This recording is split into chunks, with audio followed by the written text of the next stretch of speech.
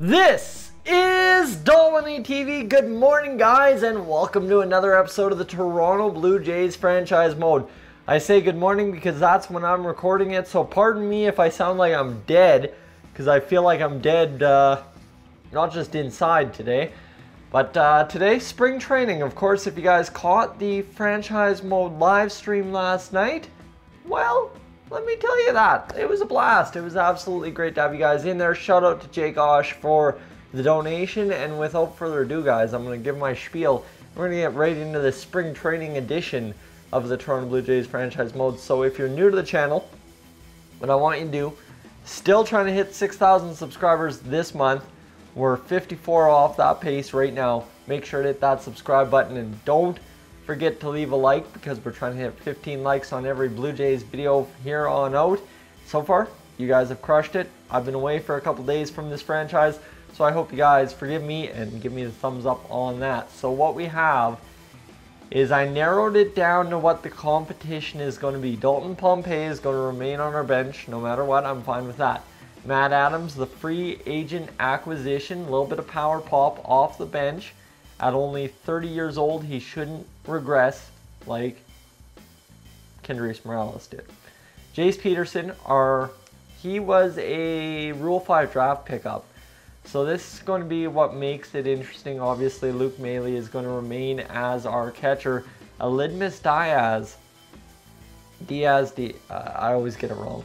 He is kind of the odd man out right now, but he has to play his way on and get rid of Jace Peterson. But the thing is, if we need a deal for Alidmus Diaz, come here for a minute and watch this with me. Alidmus Diaz, let's go get him on the trade block. MLB ready. And you go over here to the Padres' second trade offer. Robbie Erlin, which kind of solves our starting pitching issue.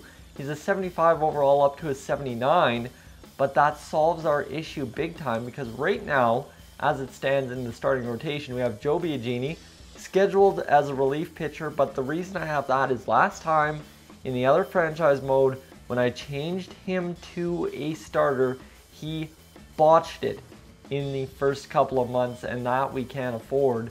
Roberto Castillo is in there, and Sean Reed Foley as well. So we got a couple guys ready to step in and make a difference. Neither guy really have ever played in the MLB, so it's going to be a big test for them.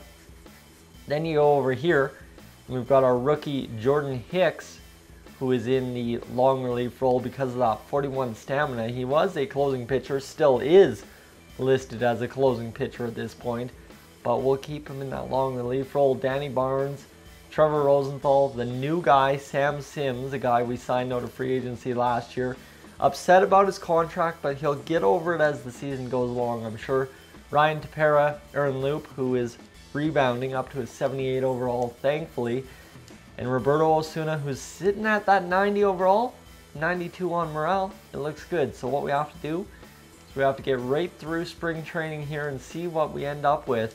So we'll get through a couple games, and looks like we're going to win a bunch of them, actually.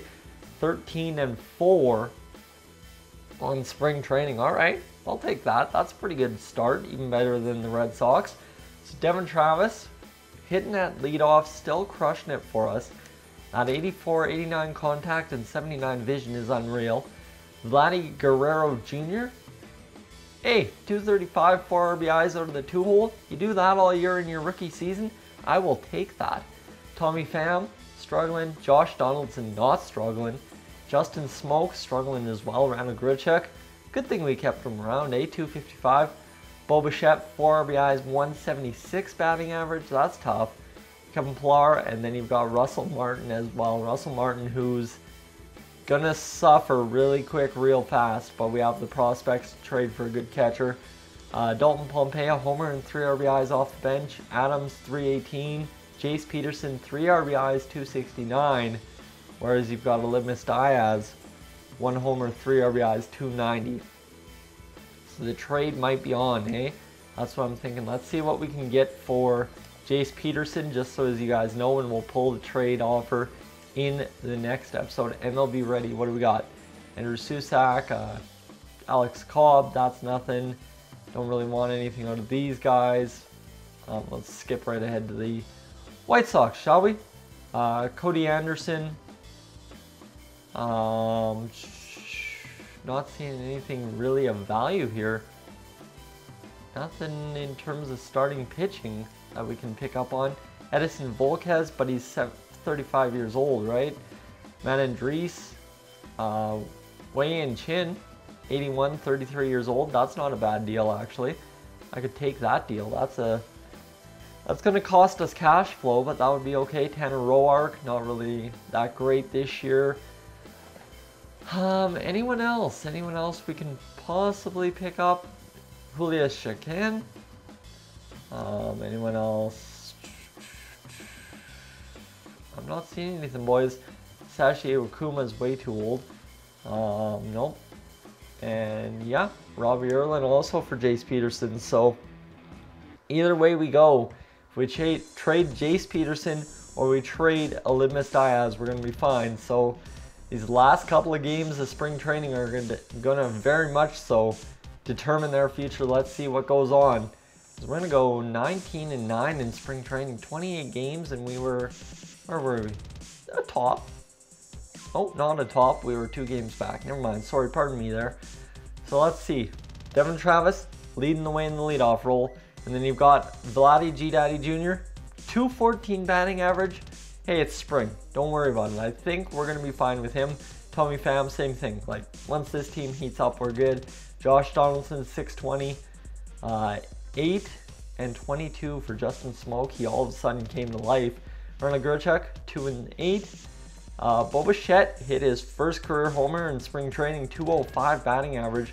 Kevin Pillar and Russell Martin, 2 homers, 15 RBIs, a buck or 289 batting average. All right. And now Jace Peterson, 227. Aledmys Diaz, 1 homer, 6 RBIs, 241. The decision is pretty easy, boys.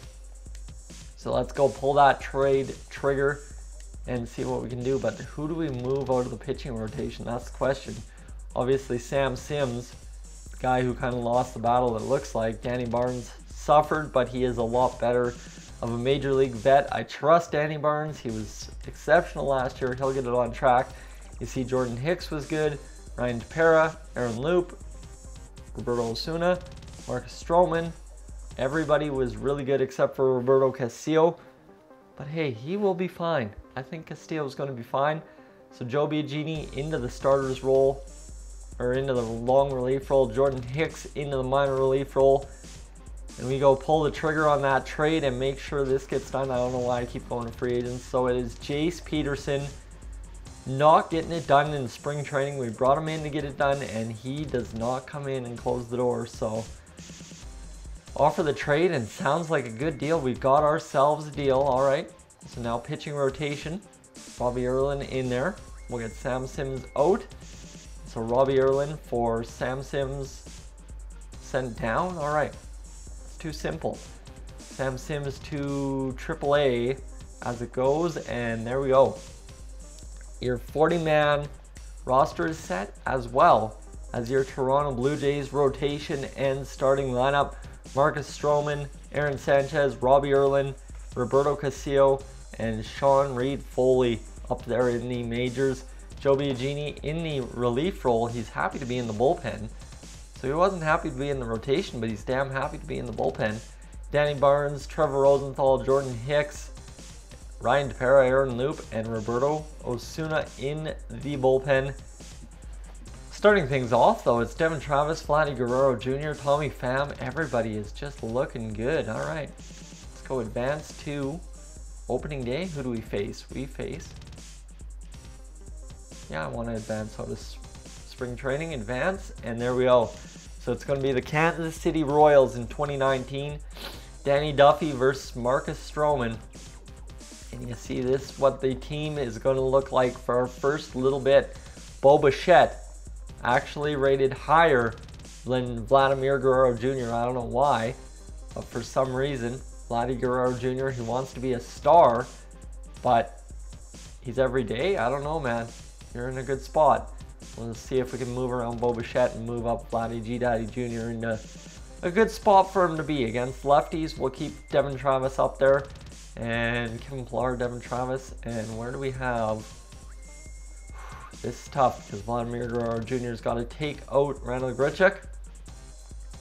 And let's see, is going to rebound every day. He's not as peed off, and he should be happier now. Still hitting the morale down a little bit, but he should be good to go, guys. So there you go.